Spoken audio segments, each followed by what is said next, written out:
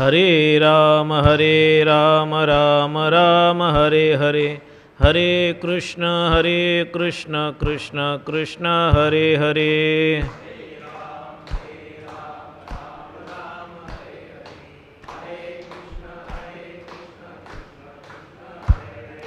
हरे राम राम राम हरे हरे, हरे कृष्ण कृष्ण कृष्ण हरे हरे।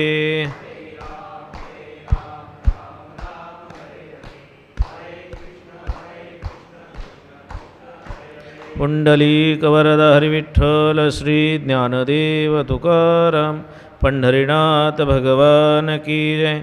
माऊली ज्ञानेश्वर महाराज की जय, जगद्गुरु तुकाराम महाराज की जय, शांती ब्रह्म एकनाथ महाराज की जय, श्री सावतामाळी महाराज की जय, सद्गुरु जोग महाराज की जय, सब संतन की जय। ये तो धर्म्यामृतमिदं यथोक्तं पर्युपासते, श्रद्धाना मत्परमा भक्तास्तेतीव मे प्रिया। ते तीर्थ ते क्षेत्र जगी तेची पवित्र, भक्तिकथेसी मैत्र जया पुरुषा। प्रस्तुत प्राप्त प्रसंगी प्राप्तस्थळी प्रवचनरूपी सेवेकरता घेतलेली ओवी कैवल्य साम्राज्य चक्रवर्ती मुक्त कैवल्य तेजनिधी भगवान श्री ज्ञानोबाराय यांच्या मुखारविंदातून प्रस्तुत झालेली भावार्थ दीपिका अर्थात ग्रंथराज श्री ज्ञानेश्वरीतील 12व्या अध्यायातील शेवटच्या श्लोकाखालील ही ओवी आहे। या ओवीमध्ये भगवान श्री ज्ञानोबाराय या जगतामध्ये कोण पूजनीय आहे, वंदनीय आहे, त्याचं वर्णन या ठिकाणी करतायत। ओवीच्या निरूपणाला सुरुवात करण्यापूर्वी परिहार द्यायचा तो असा की आपल्या बदलापूर शहरातील संपूर्ण माळी समाज मंडळातर्फे या ठिकाणी संत शिरोमणी श्री सावता महाराज यांच्या पुण्यतिथीनिमित्त हा कार्यक्रम या ठिकाणी आयोजित केलेला आहे आणि त्या निमित्ताने आपणा सर्व समाज बांधवातर्फे आणि आमचे आदरणीय श्री संतोषजी लोखंडे यांच्यामार्फत या ठिकाणी प्रवचनाची सेवा प्राप्त झालेली आहे। आपण सर्वजण या ठिकाणी संत शिरोमणी श्री सावता महाराज यांच्या पुण्यतिथीनिमित्त त्यांची पुण्यतिथी साजरी करण्याकरता या ठिकाणी एकत्रित आलेलो आहोत आणि त्या निमित्ताने अन्य कार्यक्रमसुद्धा या ठिकाणी आहेत। आणि ह्या संत शिरोमणी श्री सावता महाराजांच्या समाधीचं औचित्य साधून या ठिकाणी ही प्रवचनाची सेवा आपण या ठिकाणी आयोजित केलेली आहे। वास्तविक आपल्यावर साधू संतांचे काहीतरी उपकार आहेत आणि त्या उपकारातून उत्तीर्ण होण्याकरता आपला हा सगळा अट्टाहास आहे। वास्तविक साधू संतांच्या उपकारातून आपण उत्तीर्ण होऊ शकत नाही। आज वास्तविक खरं या ठिकाणी माळी समाजाचं खरं मोठं नाव लौकिक जर या ठिकाणी कोणामुळे झालं असेल तर ते सावता माळी महाराजांमुळे। आज माळी समाज हा केवळ जो ओळखला जातो तो केवळ सावता माळी महाराजांमुळे आणि अशा प्रकारे त्यांच्या उपकारातून आपण उत्तीर्ण झालं पाहिजे। त्यांच्याकरता आपल्याला या ठिकाणी काय करता आले पाहिजे, त्यांची सेवा आपल्याकडून या ठिकाणी घडता आली पाहिजे, याच्याकरता आपण त्यांच्या पुण्यतिथीचा औचित्य साधून हा कार्यक्रम या ठिकाणी ठेवलेला आहे। वास्तविक सावता महाराजांची पुण्यतिथी मागे होऊन गेली, आषाढ वद्य चतुर्दशीला सावता महाराजांची पुण्यतिथी, परंतु आपल्या वेळेनुसार या ठिकाणी आपण हा कार्यक्रम आयोजित केलेला आहे। असो त्या निमित्ताने ही प्रवचनाची सेवा आता बऱ्याच ठिकाणी अशा प्रकारचे कार्यक्रम समाजाच्या मंडळातर्फे होत असतात, परंतु संतांच्या पुण्यतिथी जयंतीचं औचित्य साधून त्यांच्या संबंधीने या ठिकाणी काहीतरी धार्मिक कार्य घडावं अशी प्रकारची इच्छा बहुतांश लोकांची नसते। परंतु आपण अतिशय स्तुत्य अशा प्रकारचा उपक्रम या ठिकाणी आधी प्रवचन आणि मग नंतर बाकी काय आपलं कार्यक्रम असेल तो अतिशय सुंदर अशा प्रकारचं नियोजन आपलं या ठिकाणी आहे। आपण मला या ठिकाणी या निमित्ताने सेवा करण्याकरता बोलवलं, हे माझं अशा प्रकारचं भाग्य आहे की त्या निमित्ताने संत शिरोमणी सावता महाराजची सेवा माझ्याकडून या ठिकाणी घडणार आहे। म्हणून या कार्यक्रमाचं औचित्य साधून या ठिकाणी प्रवचनाची सेवेकरता घेतलेली ओवी ही ज्ञानेश्वरीतील 12व्या अध्यायातील आहे। हा 12वा अध्याय आहे जो हा ज्ञानेश्वरीतला अतिशय महत्त्वपूर्ण अशा प्रकारचा अध्याय आहे, कारण या अध्यायामध्ये भगवान परमात्माने भक्तियोग सांगितलेला आहे। या अध्यायाचं वैशिष्ट्य असं आहे की या अध्यायामध्ये भगवान परमात्म्यांनी उपासना योगसुद्धा सांगितला आहे आणि ज्ञानयोगसुद्धा सांगितलेला आहे. म्हणजे ज्ञानयोग आणि उपासना योग यांना जोडणारा हा अध्याय आहे. आपण भगवद्गीतेची रचना जर पाहिली तर 3 प्रकारचे कांड आपल्याला भगवद्गीतेमध्ये पाहायला मिळतात. एक आहे कर्मकांड, दुसरे उपासनाकांड आणि तिसरे ज्ञानकांड.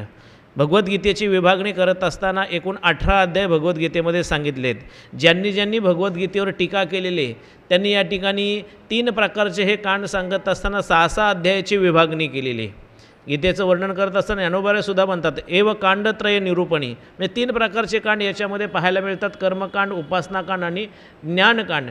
पण 3ही प्रकारची विभागणी या ठिकाणी करत असताना मागे जेवढे काही सगळे टीकाकार होऊन गेले त्यांनी या ठिकाणी 6 अध्याय अशा प्रकारे त्याची काय केला, विस्तार केलेला आहे. परंतु ज्ञानोबांनी अशा प्रकारे याचा ह्या 18 अध्यायाचा विस्तार केला नाही. वास्तविक पाहायला गेलं तर शंकराचार्यांनीसुद्धा कर्मकांडाकरता 6 अध्याय, उपासनाकांडाकरता 6 अध्याय आणि ज्ञानकांडाकरता 6 अध्याय अशा प्रकारची काय केली, विभागणी केली. परंतु ज्ञानोबा या ठिकाणी गीतेची विभागणी करत असताना अशा 6 अध्यायाच्या प्रकारे विभागणी करत नाही. पहिला जो अध्याय तो सांगत असताना भगवान श्री ज्ञानोबा म्हणतात पहिला जो अध्याय तो शास्त्र प्रवृत्ती प्रस्ताव. पहिला अध्याय जो आहे ती काय, प्रस्तावना अशा प्रकारचे. म्हणजे भगवद्गीता भगवान परमात्मा सांगण्याकरता का उद्युक्त झाले, कोणताही विषय सांगण्यापूर्वी पहिले काय करावे लागते, प्रस्तावना सांगावी लागते. आता ही ओवी जी घेतलेली, आता मी जे बोलतो ही प्रस्तावनाच अशा प्रकारची. म्हणजे कोणताही विषय मांडत असताना सुरुवातीला काय करावे लागते, प्रस्तावना सांगावी लागते. तसं गीतेचा पहिला अध्याय जो आहे तो पहिला अध्याय केवळ आणि केवळ काय, प्रस्तावना आहे. भगवान परमात्मा अर्जुनाला गीता सांगण्याकरता का उद्योग झाले, कारण अर्जुन त्या ठिकाणी शोक करू लागला, अर्जुनांच्या अंतःकरणामध्ये मोह निर्माण झाला आणि याच्याकरता तो मोह निर्माण झाल्यानंतर तो मोह दूर व्हावा याच्याकरता दुसऱ्या अध्यायामध्ये भगवान परमात्म्याने बोलण्याकरता काय केलेली, सुरुवात केलेली. पण पहिल्या अध्यायामध्ये अर्जुन विषाद करतोय, शोक करतोय म्हणून पहिल्या अध्यायाला नाव दिलं अर्जुन विषाद योग. भगवद्गीतेचा पहिला अध्याय जो त्याचं नाव काय, अर्जुन विषाद योग. याच्यामध्ये कुठेही कर्मकांडाचा विषय भगवान परमात्म्यांनी काय केलेला नाही, सांगितलेला नाही. म्हणून ज्ञानोबांनी सांगत असताना पहिला अध्याय हा शास्त्र प्रवृत्ती प्रस्ताव. दुसरा अध्याय जो त्या अध्यायामध्ये भगवान परमात्म्यांनी सांख्यशास्त्र सांगितलं, अर्जुनाला उपदेश करण्याकरता त्या ठिकाणी काय केली, सुरुवात केली. मग तिसऱ्या आणि चौथ्या अध्यायामध्ये फक्त काय केलेले, कर्म सांगितलेले आहे. ते पण चौथ्या अध्यायाच्या काहीतरी 24 श्लोकापर्यंतच भगवान परमात्म्यांनी काय केलेले, कर्म सांगितले. आणि तिथून पुढे ज्ञान मार्गाला काय झालेली सुरुवात झाली. ज्ञानकांड सांगायला सुरुवात केली, उपासनाकांड सांगायला सुरुवात केलेली आणि तो उपासनाकांड 12व्या अध्यायाच्या 12व्या श्लोकापर्यंत त्या ठिकाणी आहे.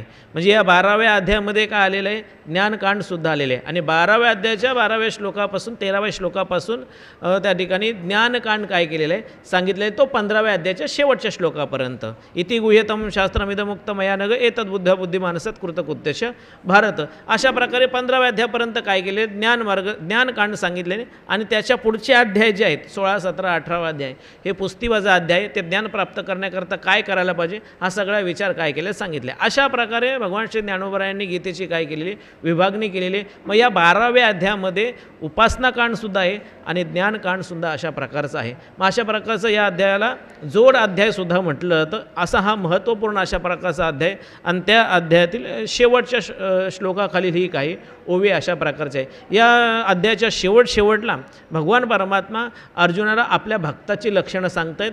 आपल्याला कोणता भक्त अशा प्रकारचा प्रिय आहे. मग हे सांगत असताना आता बाकीचा विचार मी या ठिकाणी करत नाही. आपण थेट आपल्या प्रवचनाच्या ओवीमध्ये या ठिकाणी काय करणार आहोत, प्रवेश करणार आहोत. या ठिकाणी भगवान परमात्मा अर्जुनाला सांगतात की अर्जुना, मला भक्त कोणत्या अशा प्रकारची प्रिय आहेत, मला कोणते भक्त आवडतात. मग त्या भक्ताची लक्षणे भगवान परमात्म्याने या ठिकाणी काय केले, सांगितले. अनपेक्ष सुचिरदक्ष उदासीनो गतव्यता सर्वारंभ परित्यागी यो मद भक्त समे प्रिया. असे 4-5 भगवान परमात्म्याने श्लोकामध्ये भक्ताचं काय केलं, या ठिकाणी वर्णन केलेले. आणि अशा प्रकारचे जे भक्त आहेत तेच या जगतामध्ये तीर्थ आहेत, तेच खरे क्षेत्र आहेत, तेच जगतामध्ये खरे पवित्र आहेत. कोण, भक्तिकथेशी मैत्र जया पुरुषा. ज्यांनी माझ्या भक्तिकथेशी काय केलेले, मैत्र केलेले, तेच एकटे या जगतामध्ये पवित्र आहेत, तेच तीर्थ आहेत, तेच क्षेत्र अशा प्रकारचे आहेत. म्हणजे भक्ताची जी लक्षणं सांगितलेली आहेत ती सर्वस्व ही लक्षणं आपल्याला श्री संत शिरोमणी सावता महाराजांच्या ठिकाणी या ठिकाणी काय करतात, पाहायला मिळतात. ते तीर्थ, ते क्षेत्र जगी तेची पवित्र, भक्तिकथेशी मैत्र जया पुरुषा. ज्यांनी भक्तिकथेशी मैत्र केलेले आहे, ज्या पुरुषाने भक्तीशी कथेशी मैत्र केलेली आहे, तो या जगतामध्ये पवित्र आहे, तो पूजनीय अशा प्रकारचा आहे. या जगतामध्ये कोण पूजनीय आहे ते ज्ञानोबा या ठिकाणी या ओवीच्या माध्यमातून सांगतायत. जगतामध्ये अनेक प्रकारची लोक आपल्याला पाहायला मिळतात. काही लोक ही वंदनीय असतात, काही लोक ही माननीय असतात, काही लोक शोचनीय असतात, काही लोक त्यजनीय असतात आणि काही लोक ही पूजनीय अशा प्रकारचे असतात. काही लोक आपण पाहायला गेलो तर त्यजनीय असतात. त्यजनीय असतात म्हणजे त्यांचा काय त्याग करणं हे काय असतं, चांगलं अशा प्रकारचं असतं. त्यांचा काय केला पाहिजे, त्याग केला पाहिजे. कोणाचा त्याग केला पाहिजे, दुर्जनाचा त्याग केला पाहिजे. दुर्जन सर्वथैव त्याज्य किंवा दुसंग सर्वथैव त्याज्य. नारद भक्तिसूत्रामध्ये काय केलेलं सांगितले, दुर्जनाचा सर्व प्रकारेने काय केला पाहिजे, त्याग केला पाहिजे.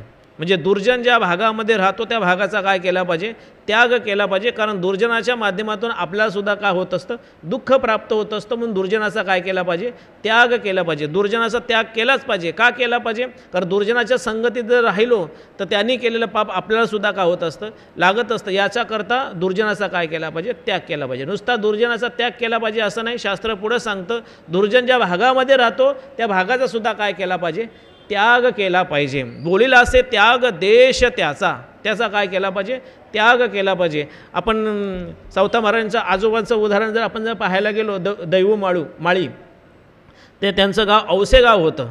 पण त्या औसे गावामध्ये अधर्म वाढला, दुर्जनांची संख्या वाढली. याच्याकरता त्यांनी औसे गाव सोडलं आणि कुठं आले, अरणला निघून आले. म्हणजे दुर्जन ज्या भागामध्ये राहतो त्या भागाचा काय केला पाहिजे, त्याग केला पाहिजे. ते काय आहेत, त्यजनीय अशा प्रकारचे आहेत. म्हणजे काही लोक त्यजनीय आहेत, त्यांचा त्याग करणे योग्य असतं. काही लोक ही शोचनीय असतात. शोचनीय असतात म्हणजे काय, त्यांच्याबद्दल शोक व्यक्त केला जातो.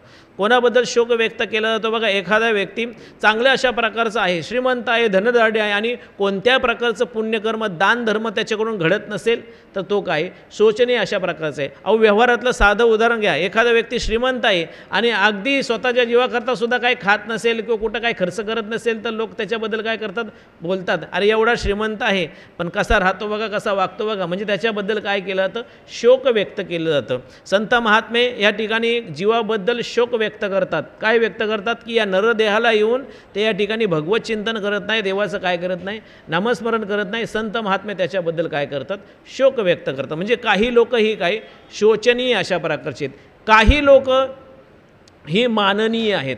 म्हणजे माननीय आहेत म्हणजे काही लोकांना त्या ठिकाणी काय करावं लागतं, मान द्यावं लागतो. माननीय अशा प्रकारचे. जर अक्षय क्षेत्रामध्ये आपण जर पाहिलं तर ही सगळी लोकं काय आहेत, माननीय अशा प्रकारचे आहेत. आणि काही लोक ही पूजनीय आहेत. म्हणजे त्यांचं काय केलं पाहिजे, पूजन अशा प्रकारचं केलं पाहिजे. मग या जगतामध्ये पूजनीय कोण आहे, वंदनीय कोण आहे, ते या ठिकाणी काय करतात, सांगतायत. कोण या ठिकाणी पवित्र अशा प्रकारचं आहे तर हे सांगत असताना या ठिकाणी ज्ञानेश्वर महाराज म्हणतात की ज्यांनी भक्तिकथेशी आपलं मैत्र केलेले तेच तीर्थ आहेत आणि तेच काय आहेत, या जगतामध्ये क्षेत्र आहेत. आता तीर्थक्षेत्र तेच आहेत असं या ठिकाणी म्हणतात. या ठिकाणी म्हणत असताना ते तीर्थक्षेत्र आहेत असं सुद्धा म्हणू शकले असते. पण ज्ञानोबरांत ते तीर्थ ते क्षेत्र जगी तेची पवित्र. म्हणजे याचा अर्थ असा आहे की तीर्थ वेगळे आहेत आणि क्षेत्र वेगळे आहेत. आपण उच्चारताना तीर्थक्षेत्र हे पद एकदाच उच्चारतो, परंतु काही नुसती तीर्थ असतात, काही नुसती क्षेत्र असतात आणि काही तीर्थक्षेत्र असतात. आता मुळात तीर्थ कशाला म्हणायचं, क्षेत्र कशाला म्हणायचं आणि तीर्थक्षेत्र कशाला म्हणायचं हे आपण जाणून घेतलं पाहिजे. तीर्थ कशाला म्हणतात, ज्या ठिकाणी जलादी देवता वास करतात राहतात त्यांना तीर्थ म्हटलं जातं.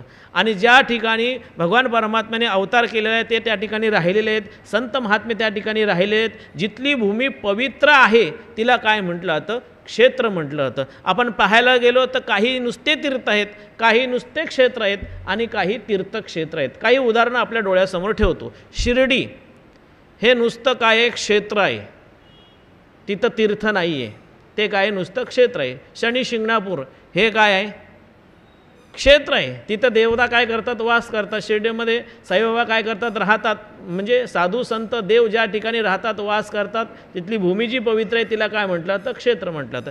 काही नुसती तीर्थ आहेत. प्रयागराज म्हणजे त्रिवेणी संगम ते काय तीर्थ अशा प्रकारचं आहे. मानस सरोवर हे काय तीर्थ अशा प्रकारचं आहे. म्हणजे काही ठिकाणी नुसतं आपल्याला काय पाहायला मिळतात, तीर्थ पाहायला मिळतात, आणि काही तीर्थक्षेत्र आहेत, म्हणजे तिथं तीर्थसुद्धा आहे आणि देवांचा संतांचा वाससुद्धा आहे. आता आरण हे जे गाव आपण जे पाहायला गेलो तर तीर्थक्षेत्र आहे का?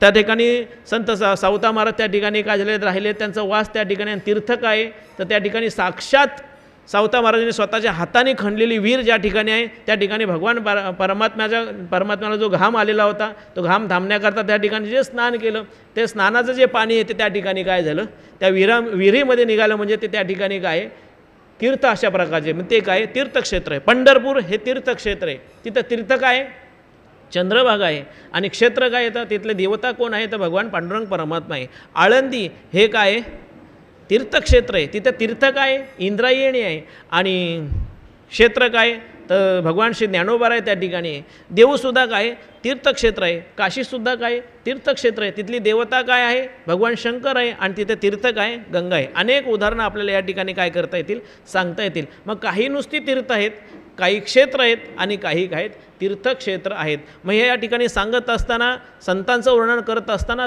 ते तीर्थ ते क्षेत्र जगी तेची पवित्र, या जगतामध्ये ते एकटेच काय आहेत पवित्र अशा प्रकारचे आहेत, तेच साक्षात तीर्थक्षेत्र आहेत असं ज्ञानोबाराने या ठिकाणी काय करायचं आहे म्हणायचं आहे. आता या ठिकाणी जगतामध्ये ते एकटेच पवित्र आहेत असं या ठिकाणी का बरं म्हटलं आहे? संत हे पवित्र आहेत बरं का. सर्वात पवित्र अशा प्रकारचं कोण असेल तर ते संत अशा प्रकारचे आहेत. का बरं या ठिकाणी सगळ्यात पवित्र सांगितलं? आता बाकीच्या गोष्टी या जगतामध्ये पवित्र सांगितल्या आहेत. कोणत्या कोणत्या गोष्टी पवित्र आहेत? अनेक गोष्टी पवित्र सांगितल्या आहेत. त्याच्यामध्ये तुळस ही काय सांगितलेली पवित्र सांगितले की जिचं दर्शन घेतल्यानंतर आपले दोष काय होत असतात निघून जात असतात. पवित्र कशाला म्हणतात की ज्याला पाहिल्यानंतर ज्याचं दर्शन घेतल्यानंतर आपल्या सानिध्यामध्ये आल्यानंतर आपले सगळे दोष का होऊन जातात निघून जातात आणि आपण का होत असतो शुचिर्भूत होत असतो. त्याला काय म्हटलं जातं पवित्र अशा प्रकारचं म्हटलं जातं. मग तुळस हे काय पवित्र अशा प्रकारचं आहे. तुळस पवित्र आहे. आणखी काय पवित्र आहे? हिमालय पवित्र आहे. हिमालय काय पवित्र आहे. हिमालय काय करतं आपले दोष घालवतं. ज्ञानोबा म्हणतात हिमवंतू दोष खाय. हिमालय काय करतं आपलं दोष घालवतं म्हणजे हिमालय काय पवित्र अशा प्रकारचं आहे. आणखी काय पवित्र आहे? तूप हे पवित्र आहे. तूप काय पवित्र आहे. अन्नामधले दोष निघून जावे याच्याकरता देवाला नैवेद्य दाखवत असताना त्या ठिकाणी काय केलं तर तूप घातलं जातं. कशाकरता? ते अन्न काय व्हावं पवित्र अशा प्रकारचं व्हावं आणि याच्याकरता अन्नामध्ये काय केलं जातं तूप घातलं जातं. आणि दुसरं करून विशेष करून पितरांना जर अन्न द्यायचं असेल तर त्याच्यामध्ये तूप हे घातलंच गेलं पाहिजे. जोपर्यंत तुम्ही त्या अन्नावर तूप घालत नाही तोपर्यंत ते अन्न देव असो पितर असो यांना प्राप्त होत नाही. म्हणून तूप हे काय पवित्र आहे. आणखी काय पवित्र आहे? गंगा ही पवित्र आहे. गंगा काय पवित्र आहे. गंगेमध्ये स्नान केल्यानंतर आपण काय होत असतो पवित्र होत असतो. गंगा हे काय पवित्र आहे. काशी हे क्षेत्र काय पवित्र आहे. काशी हे क्षेत्र काय पवित्र अशा प्रकारचे. आणखी काय पवित्र आहे? गाय ही काय पवित्र आहे. अनेक गोष्टी शास्त्रामध्ये काय सांगितल्यात पवित्र सांगितल्यात. आई वडील हे सुद्धा काय पवित्र अशा प्रकारचे आहेत. मग एवढ्या गोष्टी पवित्र सांगितलेल्या असतानासुद्धा या जगतामध्ये ते तीर्थ ते क्षेत्र जगी तेची पवित्र तेच या जगतामध्ये पवित्र आहे असं का बरं सांगितलं? या सगळ्या गोष्टी पवित्र जरी सांगितलेल्या असल्या पण तरीसुद्धा या ज्याच्याने पवित्र होतात ते काय आहेत जगतामध्ये पवित्र अशा प्रकारे. या सगळ्या गोष्टी कशामुळे पवित्र होतात? या सगळ्या गोष्टी पवित्र कोणामुळे होतात तर ते संतांमुळे या ठिकाणी होत असतात. यांना जे पवित्र प्राप्त होतं ते कोणामुळे संतांमुळे प्राप्त होतं. आपल्या सगळ्यांना उदाहरण माहिती आहे. ज्यावेळेला पुंडलिक आईवडिलांना घेऊन त्या ठिकाणी काशी यात्रेला निघालेला होता. काशी यात्रेला त्या ठिकाणी जात असताना तो रस्ता चुकला आणि रस्ता चुकल्यानंतर कुक्कुटस्वामींच्या आश्रमासमोर त्या ठिकाणी त्यांनी काय केला राहण्याचा निश्चय केला. त्या ठिकाणी राहिले असताना त्यांनी एक दृश्य अशा प्रकारचं पाहिलं. अतिशय मलिन अशा प्रकारच्या स्त्रिया कुरूप अशा प्रकारच्या स्त्रिया त्या आश्रमामध्ये त्या ठिकाणी गेल्या आणि आश्रमामध्ये गेल्यानंतर थोड्या वेळातून त्या काय आल्या बाहेर आल्यानंतर अगदी दिव्य अशा प्रकारचं रूप त्यांचं त्या ठिकाणी प्राप्त झालं होतं. अतिशय सुंदर अशा प्रकारच्या त्या झाल्या होत्या. त्याचं कुतूहल त्या ठिकाणी त्या पुंडलिकाला वाटलं म्हणून स्वतः त्यांना विचारण्याकरता गेल्या. जाताना तर आपण अतिशय कुरूप होत्या अतिशय गलिच्छ होत्या येताना एवढ्या सुंदर पवित्र कशा काय बरं झाल्या. मग त्यावेळेस त्यांनी त्या ठिकाणी सांगितलं की या ठिकाणी कुक्कुटस्वामी आहेत ते संत आहेत आणि संतांचं दर्शन घेतलं की या ठिकाणी आम्ही का होत असतो, पवित्र होत असतो. तुझ्यासारखे अनेक पापी लोक या ठिकाणी काय करतात, स्नान करतात आणि मलिन होत असतो. आणि आम्ही ज्यावेळेला मलिन होतो, आम्ही ज्यावेळेला अपवित्र होतो, त्यावेळेला आम्हाला पवित्र होण्याकरता साधू संतांजवळ काय करावं लागतं, जावं लागतं. तीर्थे तया ठाया येते पुनीत भावया, म्हणजे तीर्थसुद्धा त्यांच्याजवळ जाऊन का होत असतात, पवित्र होत असतात. एवढे साधू संत जगतामध्ये काय आहेत, पवित्र आहेत. बाकीच्या सगळ्या गोष्टी जरी सांगितल्या असल्या पण तरीसुद्धा या सगळ्या गोष्टी कोणामुळे पवित्र आहेत, तर संतांमुळे अशा प्रकारच्या पवित्र आहेत. म्हणजे या जगतामध्ये संत हे काय आहेत, पवित्र अशा प्रकारचे. किती पवित्र आहेत, किती पवित्र आहेत. त्या संतांच्या अंगावर येणारा वारा जरी आपल्याला जरी स्पर्श झाला तर आपण सुद्धा त्या ठिकाणी का होतो, पवित्र होतो. एवढे साधू संत आहेत, पवित्र अशा प्रकारचे आहेत. किती पवित्र आहेत, तर ते ज्या ठिकाणी बसलेले असतात त्या ठिकाणी आपला जरी स्पर्श झाला तरीसुद्धा आपण का होतो, पवित्र होतो. एवढे ते जगतामध्ये पवित्र आहेत. पहा, जगद्गुरू तुकोबाराय यांच्या जीवनामधला एक घटना सांगितली जाते. जगद्गुरू तुकोबाराय लोहगावला नित्य कीर्तनाला जायचे आणि जगद्गुरू तुकोबाराय ज्यावेळेला कीर्तनाला जायचे त्यावेळेस सगळे लोक आपले कामधंदा सोडून जगद्गुरू तुकोबारायांच्या कीर्तनाला त्या ठिकाणी येत. आणि त्याच वेळेला त्या लोहगावला शिवबा कासार म्हणून तुकोबारायांचे एक शिष्य होते. आणि ज्यावेळेला तुकोबाराय त्या ठिकाणी त्या लोहगावाला येत त्यावेळेला शिवबा कासार आपलं सगळं घरातले कामधंदा सोडून तुकोबारायांच्या कीर्तनाला त्या ठिकाणी जात. आता हे शिवबा कासार हे तुकोबाराय आल्यानंतर त्यांच्याच मागे या ठिकाणी जातात, आपल्या घराकडे सुद्धा काय करत नाही, पाहत नाही. आणि त्याच्यामुळे त्या शिवबा कासारांची पत्नी जी होती तिला तुकोबारायांचा फार राग येत. हे तुकोबा या ठिकाणी येतात आणि आपले पती या ठिकाणी सगळं कामधंदा सोडून त्यांच्या मागे त्या ठिकाणी लागतात. त्याच्यामुळे हे येतात म्हणून हे सगळं काय करतं, होतं आहे. हे आलेच नाही पाहिजे, असा काहीतरी काय केला पाहिजे, आपण बंदोबस्त केला पाहिजे. मग तिने कूटबुद्धीने त्या ठिकाणी शिवबा कासारांना त्या ठिकाणी म्हणाले, का हो तुम्ही ज्यांच्या कीर्तनात जाता, जे नेहमी या ठिकाणी येतात, त्यांना आपल्या घरी कधीतरी एकदा घेऊन या, मला त्यांची काय करायची, सेवा करायची. स्त्रीच्या मनामध्ये काय असेल, काय चालेल हे कोणीही काही सांगू शकत नाही. शिवबा कासारा वाटलं की आपल्या पत्नीला सुद्धा तुकोबारांची या ठिकाणी सेवा करायची वाटते, आपण काय झालं पाहिजे, तुकोबारायांना बोलवलं पाहिजे. म्हणून तुकोबाराने सांगितलं की आपण माझ्या घरी एकदा भोजना करता या, माझ्या स्त्रीची सुद्धा काय, माझ्या पत्नीची सुद्धा अशा प्रकारची इच्छा आहे. तुकोबाराने ठीक आहे. तुकोबारा ज्या वेळेला आले त्यावेळेला त्यांनी बाहेर सुंदर अशा प्रकारचं पाट रांगोळी घालून त्या ठिकाणी ठेवलेलं होतं. तिने कूटनीतीने त्या ठिकाणी विचार केला होता, हे तुकोबार ज्यावेळी येतील त्यावेळेला अतिशय गरम पाण्याने आपण त्यांचं काय करू, या ठिकाणी स्नान करू, म्हणजे त्यांचं पूर्ण अंग या ठिकाणी भाजलं जाईल, पुन्हा ते या ठिकाणी लोहगावमध्ये का होणार नाही, येणार नाही. म्हणून अतिशय गरम पाणी त्या ठिकाणी तापवलं. कशा करता, तुकोबारांना स्नान करण्याकरता.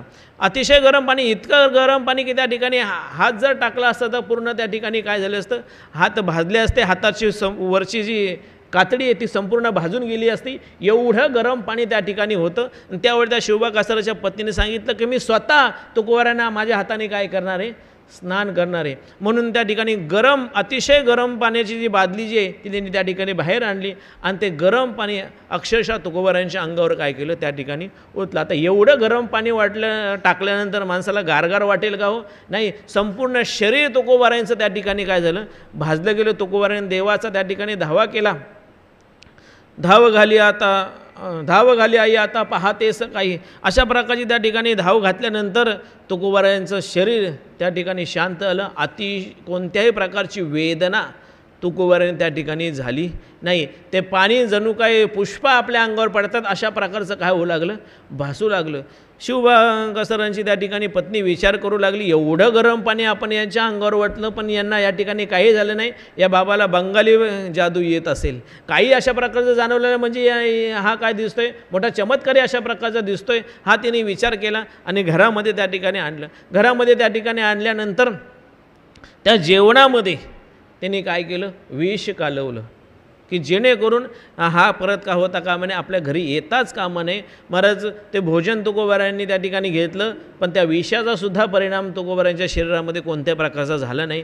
ती त्या ठिकाणी अक्षरशः बघू राहिली, त्या ठिकाणी काहीच होत नाही. गरम पाणी आपण ओतलं, जेवणामध्ये विष या ठिकाणी कालवलं पण तरीसुद्धा कोणत्या प्रकारचा परिणाम याच्यावर झालेला दिसला नाही. ती थोडीशी नाराज झाली. तुकोबारे त्या ठिकाणी काय झाले, निघून गेले. जोपर्यंत तुकोबारे त्या घरामध्ये होते, जोपर्यंत तुकोबारे त्याच्या सान्निध्यामध्ये होते, तोपर्यंत तिला त्या ठिकाणी काही झालं नाही. तुकोबाराय ज्यावेळेला घराच्या बाहेर पडले, तुकोबाराय ज्यावेळेला निघून गेले, आता तुकोबारायांना त्रास दिल्यामुळे, तुकोबारायांना काय त्रास दिला, गरम पाणी त्या ठिकाणी ओतलं, विष खायला घातलं आणि अशा प्रकारचं तुकोबारायांना त्रास दिल्यामुळे त्या शिवबा कासाराच्या पत्नीचा अंगाचा दाह होऊ लागला, आतूनही होऊ लागला आणि बाहेरून होऊ लागला बरं का. जसं गरम पाणी टाकल्यानंतर जसं अंग पोळतं तसं तिचं बाहेरून अंग पोळू लागलं आणि विष प्राशन केल्यानंतर आतून जसं त्या ठिकाणी शरीर पोळत असतं, आतून जसं त्या ठिकाणी अग्नीच्या उमाळ्या निघत असतात तशा प्रकारच्या तिच्या शरीरामध्ये काय होऊ लागल्या. काय करावं तिला त्यावेळेला त्या ठिकाणी कळेना गेलं, काय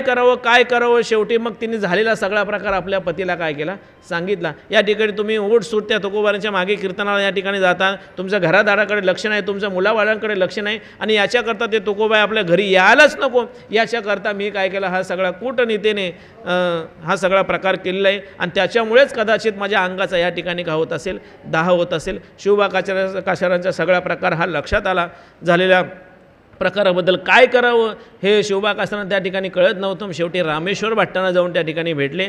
असा प्रकार माझ्या पत्नीने या ठिकाणी केलेला आहे, त्याच्याबद्दल मी काय करतो, तुकोबारांची क्षमा मागतो, तुमची सगळ्यांची सुद्धा या ठिकाणी क्षमा मागतो, पण आता याच्यावर उपाय काय बरं, तुम्हीच काय करा मला या ठिकाणी सांगा. त्यावेळेला रामेश्वर भट्टांनी त्या ठिकाणी शिवबा कासारांना सांगितलं, तुम्ही आता एक काम करा. काय काम करा, ज्या ठिकाणी तुकोबारांना गरम पाण्याने स्नान घातलेलं होतं त्या तुकोबारांच्या अंगावरून पाणी जे गेलेलं होतं ते पाणी खाली जमिनीमध्ये काय झालं असेल, मुरलं असेल.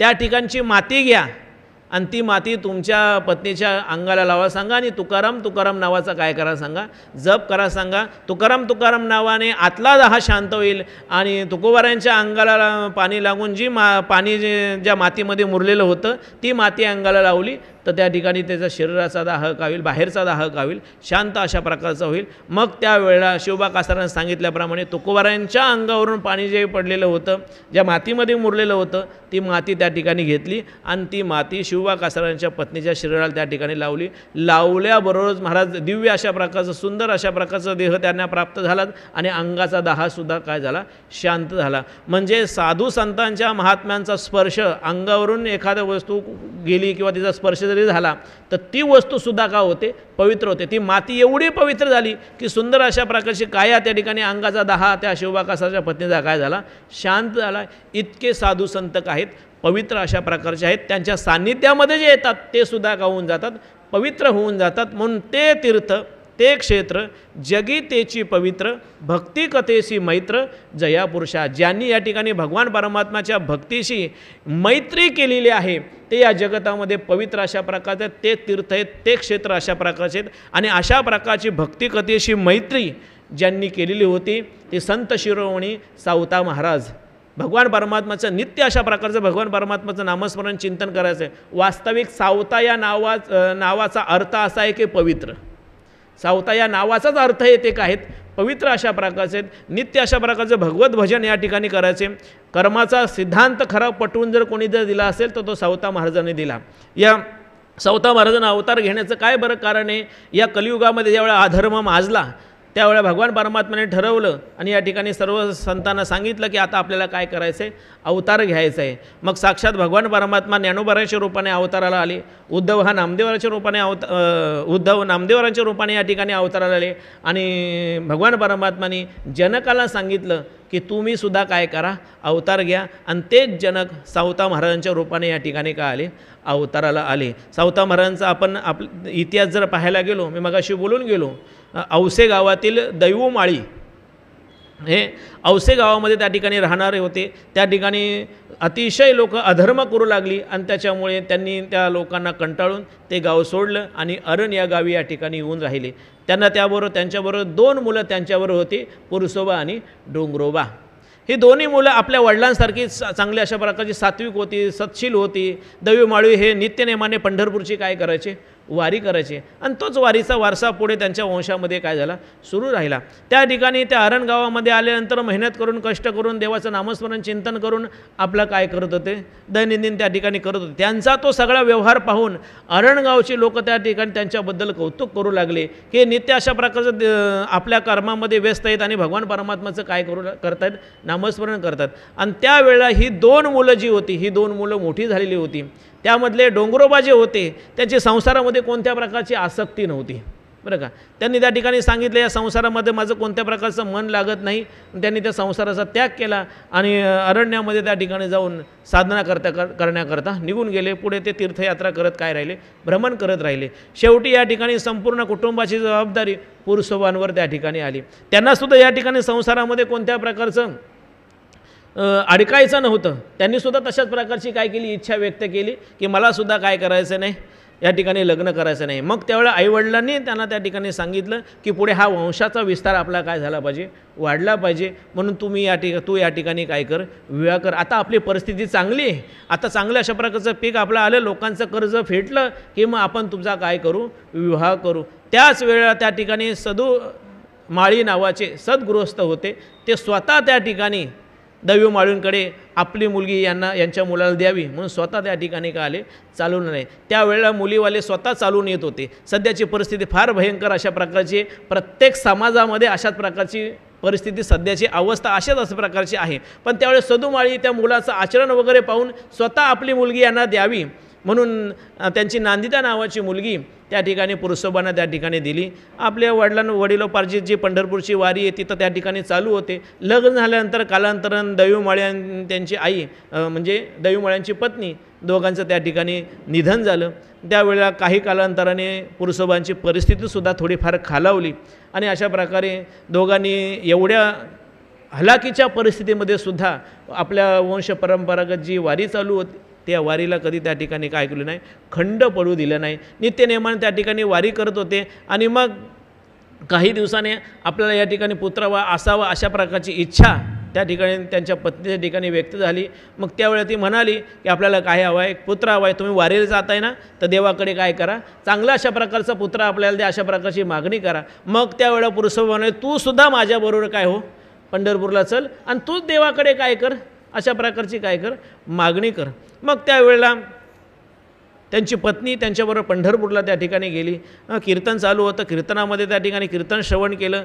पुरुषोबा त्याची पत्नी आपल्या दर्शनाकरता या ठिकाणी आले. म्हणजे भगवान परमात्माने त्या ठिकाणी दोघांना काय दिलं, दर्शन दिलं. आणि तुम्हाला काय मागायचं आहे तर या ठिकाणी माग, कारण तुमच्या या वारीवर, तुमच्या सेवेवर मी प्रसन्न आहे. मग त्यावेळेला दोघी उभयतांनी त्या ठिकाणी भगवान परमात्माकडे मागणी केली की आमच्या पोटी तुझी अशा प्रकारची वारी करणारा, तुझं नामस्मरण चिंतन करणारा मुलगा, पुत्र आमच्या पोटी या ठिकाणी काय कर, जन्माला घाल. भगवान परमात्माने ठीक आहे तथास्तु म्हणाले. आणि मग काही दिवसांनी या ठिकाणी सावता महाराज त्यांच्या पोटी का आले, जन्माला आले.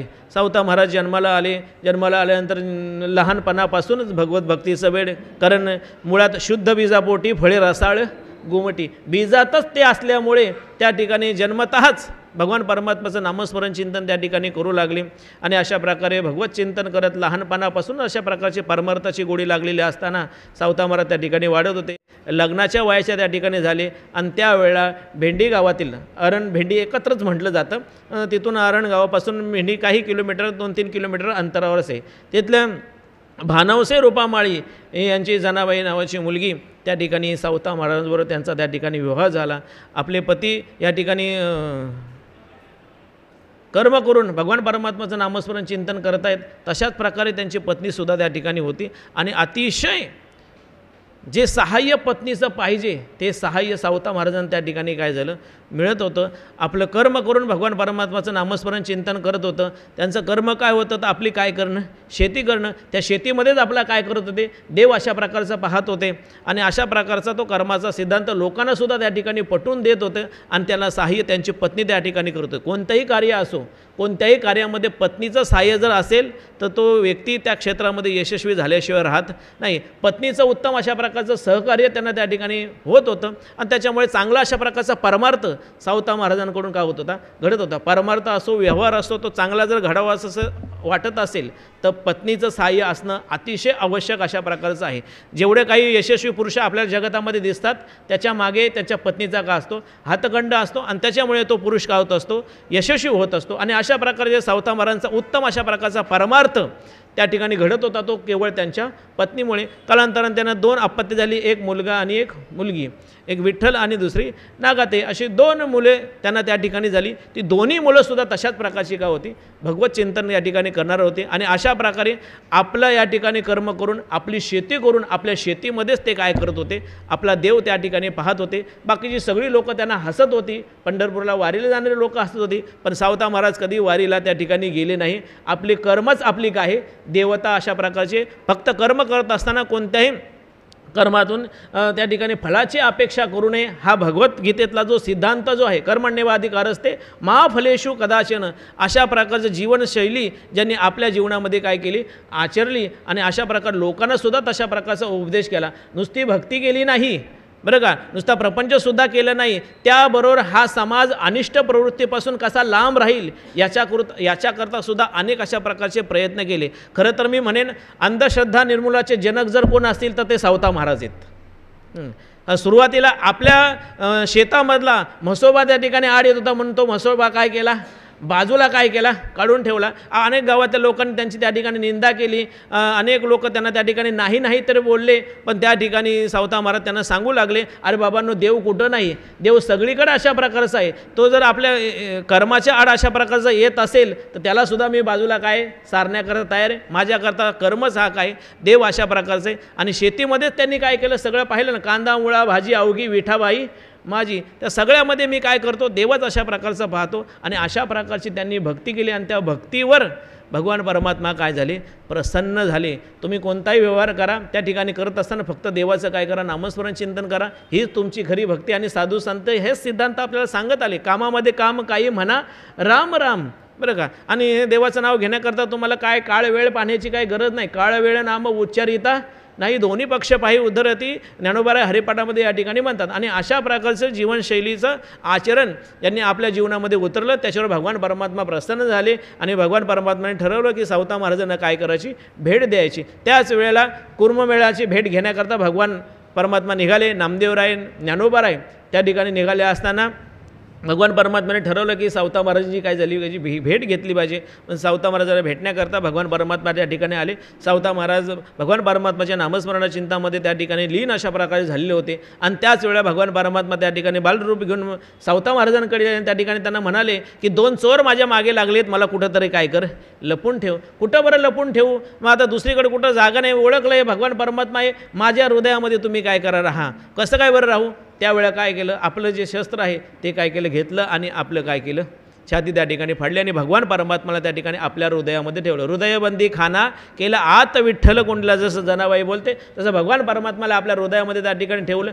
बरेच वेळ झाले, देव कुठे गेले म्हणून नामदेवरायांनी, ज्ञानोबाराय त्यांना शोधण्याकरता त्या ठिकाणी आले. सावता महाराजांनी त्या ठिकाणी विचारलं, देव कुठं बरं आहे, कुठं आहे देव. सावता महाराज म्हणले, देव कुठं नाही आहे, देव सगळीकडे अशा प्रकारचा आहे. आणि त्याच वेळा नामदेवरायांनी आणि ज्ञानोबारायांनी सावता महाराजांचा अधिकार ओळखला. आणि देव कुठं आहे हे सुद्धा त्यांनी त्या ठिकाणी काय केलं, ओळखलं. नामदेवरायांनी सावता महाराजांचा अधिकार ओळखून सावता महाराजांचं सुंदर अशा प्रकारचं काय केलं, वर्णन केलं. धन्य ते हरणरत्नाची ते खान, जन्मला निधान सावता तो, बरं का. आणि पुढे नामदेवराय म्हणतात, नामा म्हणे त्याचा जन्म सफळ झाला, वंश उद्धरीला माळियाचा. सुंदर अशा प्रकारचं वर्णन नामदेवरायांनी त्या ठिकाणी केलं. आणि मग सावता महाराजांना घेऊन त्या ठिकाणी ज्ञानोबाराय नामदेवराय पुढे कुर्ममेळ्याला त्या ठिकाणी कुर्मदासाला भेटण्याकरता त्या ठिकाणी गेले. मग त्या सावता महाराजांचा अधिकार एवढा अशा प्रकारचा होता की साक्षात ज्ञानोबारायांनी सुद्धा त्यांचं काय केलं, दर्शन अशा प्रकारचं घेतलं. सावता महाराज असं तसं जर पाहायला गेलं तर ज्ञानोबाराय नामदेवरायांचे काय होते, समकालीन अशा प्रकारचे होते. आणि अशा प्रकारची ती भक्ती सावता महाराज आपल्या जीवनामध्ये करत आले. आणि शेवटी आषाढ वद्य चतुर्दशीला सावता महाराजांनी आपला काय केला, देह ठेवला आणि समाधी घेतली. त्यांनी जो या ठिकाणी उत्तम अशा प्रकारची भक्ती केली आणि कर्माचा सिद्धांत जो आपल्याला या ठिकाणी पटवून दिला, त्यांच्याच पावलावर पाऊल ठेवून आपण सर्वजण या ठिकाणी चाललो आहेत. आपले सर्व कर्म करत असताना आपण भगवान परमात्म्याचं नामस्मरण चिंतन या ठिकाणी करतो आहे. आणि अशा प्रकारचा मार्ग ज्यांनी आपल्याला या ठिकाणी दाखवून दिलेला आहे त्यांच्या उपकारातून आपण उत्तीर्ण झालो पाहिजे. याच्याकरता त्यांचा पुण्यतिथी सोहळा आपल्या सर्व माळी समाजातर्फे या ठिकाणी होत आहे. अशाच प्रकारचं ही सेवा आपल्याकडून संत सावता महाराजांची होत राहू या आपल्या ईश्वरचरणी या ठिकाणी आपल्या चरणी या ठिकाणी प्रार्थना करतो. आणि झालेली सेवा श्री संत सावता महाराजांच्या चरणी, भगवान श्री ज्ञानोबारायांच्या चरणी, भगवान पंढरीश पांडुरंग परमात्म्याच्या चरणी या ठिकाणी काय करतो, समर्पित करतो. आपण या ठिकाणी मला आमंत्रित केलं, पुन्हा एकदा आपल्या या ठिकाणी आभार व्यक्त करतो. आणि झालेली सेवा प्रभू परमात्म्याच्या चरणी समर्पित करत असताना एकदा फक्त आपण सावता महाराजांचं भजन करायचं आहे. माझ्या मागं आपण या ठिकाणी म्हणायचं आहे,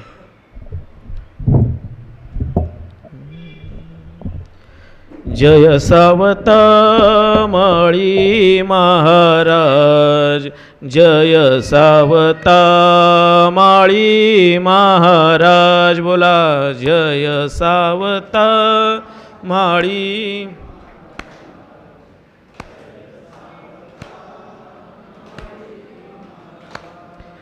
जय सावता माळी महाराज, जय सावता माळी महाराज.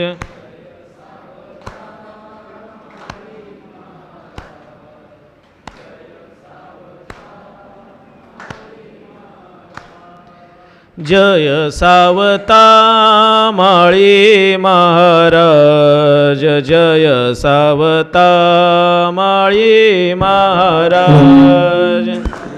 सावता माळी महाराज, जय सावता माळी महाराज. जय सावता माळी महाराज, जय सावता माळी महाराज. जय सावता माळी महाराज, जय सावता माळी महाराज. जय सावता माळी महाराज, जय सावता माळी महाराज. जय सावता माळी महाराज, जय सावता माळी महाराज.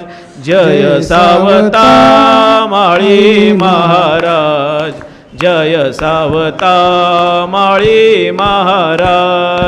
जय सावता माळी महाराज, जय सावता माळी महाराज. जय सावता माळी महाराज, जय सावता माळी महाराज. जय सावता माळी महाराज, जय सावता माळी महाराज. जय सावता माळी महाराज, जय सावता माळी महाराज. जय सावता माळी महाराज, जय सावता माळी महाराज. पुंडलिक वरदारी विठ्ठल श्री ज्ञानदेव तुकाराम पंढरीनाथ भगवान की जय. माऊली ज्ञानेश्वर महाराज की जय. जगद्गुरु तुकाराम महाराज की जय. शांती ब्रह्म एकनाथ महाराज की जय. संत शिरोमणी श्री सावता माळी महाराज की जय. आता विश्वात्मके देवी इने वाग्यज्ञ तोषावे, तोषोनी मज द्यावे पसाय दानहे. जे खळांची व्यंकटी सांडो, तया सत्कर्मी रती वाढो. भूता परस्परे पडो, मैत्र जीवांचे दुरितांचे तिमिर जाओ. विश्वसधर्म सूर्य पाहो, जो जे वांछल तो तेला हो. प्राणीजात वर्षत सगळ मंगळी, ईश्वरनिष्ठांची मांदियाळी. अनवरत भूमंडळी भेटो तया भूता. चला कल्पतरूचे आरव, चेतना चिंतामणीचे गाव. बोलते जे अर्णव पियुषांचे, चंद्रमेजे अलांछन. मार्तंड जे तापहीन, ते सर्वाई सदा सज्जन. सूर्य होतू किंबहुना सर्व सुखी, पूर्ण होऊन तिही लोकी. भजिजो आदि पुरुषी अखंडित, आणि ग्रंथोपजीविये विशेषी लोकीये. दृष्टादृष्ट विजय होवा वेजी, एथ म्हणे श्री विश्वेश्वरावो. हा होईल दान पसावो, येणे वरे ज्ञान देवो सुखिया झाला. येणे वरे ज्ञान देवो सुखिया झाला. येणे वरे ज्ञान देवो सुखिया झाला. पुंडलिक वरदारी विठ्ठल श्री ज्ञानदेव तुकाराम पंढरीनाथ भगवान की जय. माऊली ज्ञानेश्वर महाराज की जय. जगद्गुरु तुकाराम महाराज की जय. संत शिरोमणी श्री सावता माळी महाराज की जय. अपने अपने माता पिता की जय. अपने अपने गुरुदेव भगवान की जय। आज के आनंद की जय, सब संतन की जय।